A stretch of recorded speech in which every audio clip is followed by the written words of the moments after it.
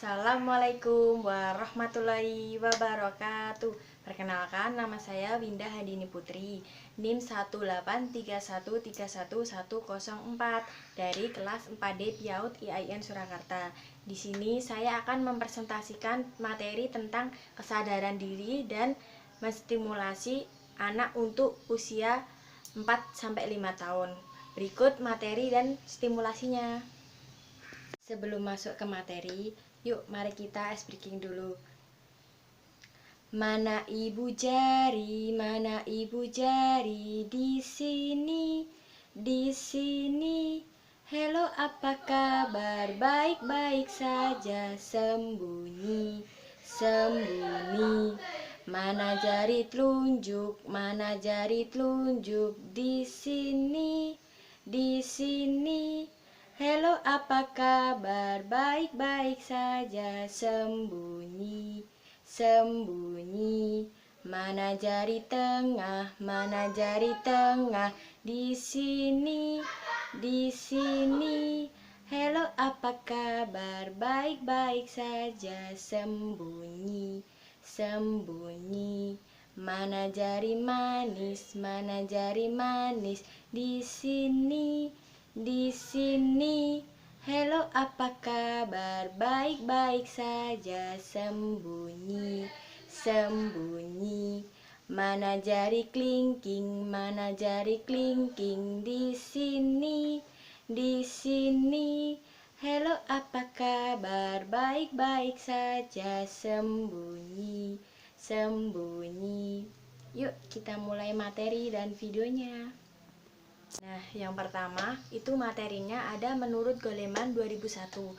Kecerdasan emosional adalah kemampuan untuk mengenal perasaan diri dan orang lain, untuk memotivasi diri sendiri dan mengelola emosi dengan baik dalam diri kita dan hubungan kita.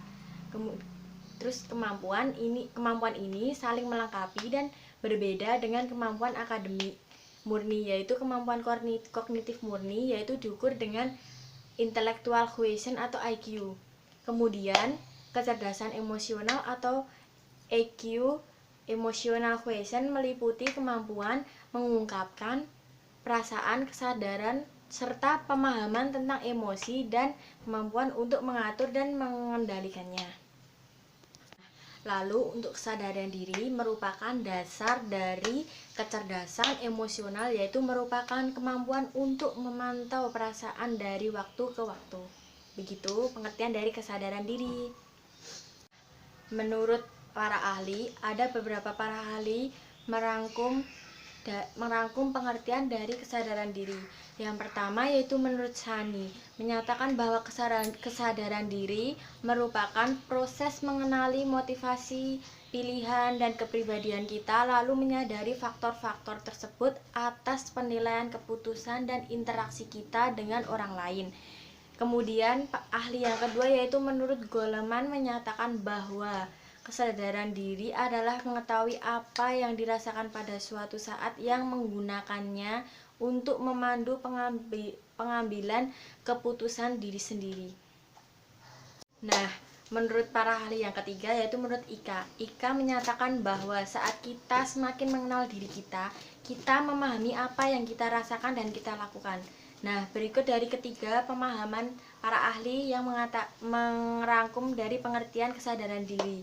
Nah, pemahaman itu akan memberikan kita kesempatan atau kebebasan untuk mengubah hal-hal yang ingin kita ubah mengenai diri kita dan menciptakan kehidupan yang kita inginkan.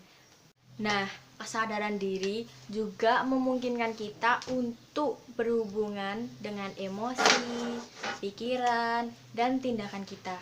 Jadi, dengan kesadaran diri kita dapat mengontrol emosi, pikiran, dan tindakan kita terhadap sesuatu dalam kegiatan kita sehari-hari. Nah, menurut Shani, adapun manfaat dari kesadaran diri.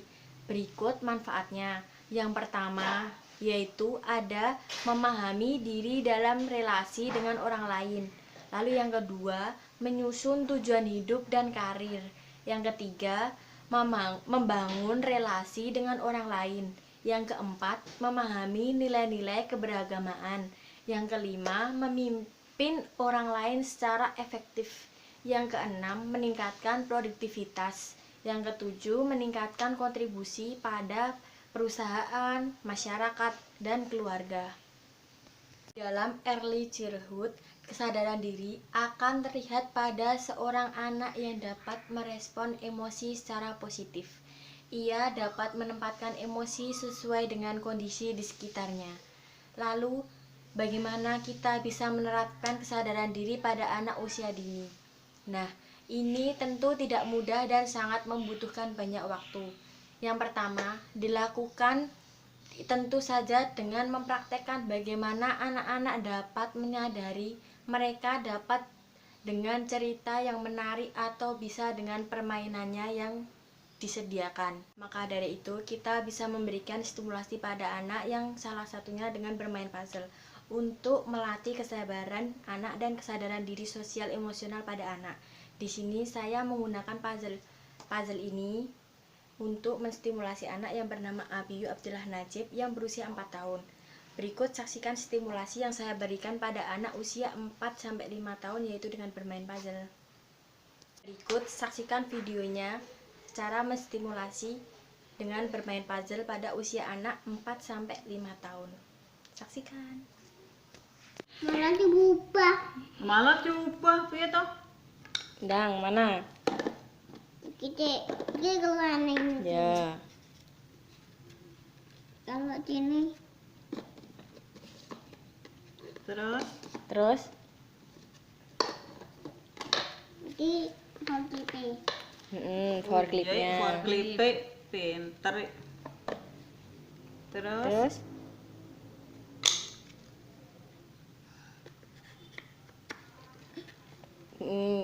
Terus?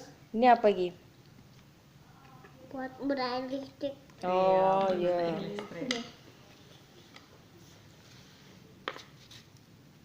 Apa kuwi? Apa gede? Traktor. Oh, traktor. Terus? Itu sing nggo ngaspal dalan. Setum. Oh, ya. Sip. Tapi hilang satu tuh. Hilang satu memang. Punakku teng. Sing ki lho sing. Ya dibenakke no lagi mbok copot meneh. Ki mau gambare ndi, Nak? Terus? Punakku teng hilang. Oh, wis iya, ketemu. iki wis ketemu tuh. Alah ditinggal ngomong Mbak Winda pito. Ngerti ketawa. Jangan ketawa.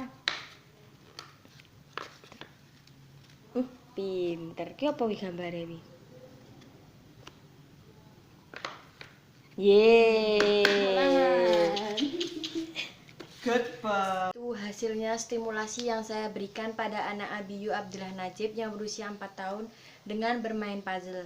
Anak tersebut bermain puzzle dengan sabar sambil berpikir menata puzzle tersebut. Walaupun bermain puzzle sambil dia bercerita apa yang dia ingat atau yang dia lakukan dalam kesehariannya. Mengapa stimulasi itu diberikan dimulai lebih awal? Karena ketika seorang anak telah mencapai usia dewasa, maka semakin sulit untuk mengubah karakter anak menjadi normal. Menyadari bahwa dia sangat penting berinteraksi dengan orang lain. Karena alasan ini diajarkan anak-anak ke tempat di mana mereka harus bertindak. Cukup sekian materi kesadaran diri dan stimulasi anak usia 4-5 tahun yang saya sampaikan dan tampilkan. Jika ada salah kata dari video yang saya buat ini, saya meminta maaf yang sebesar-besarnya.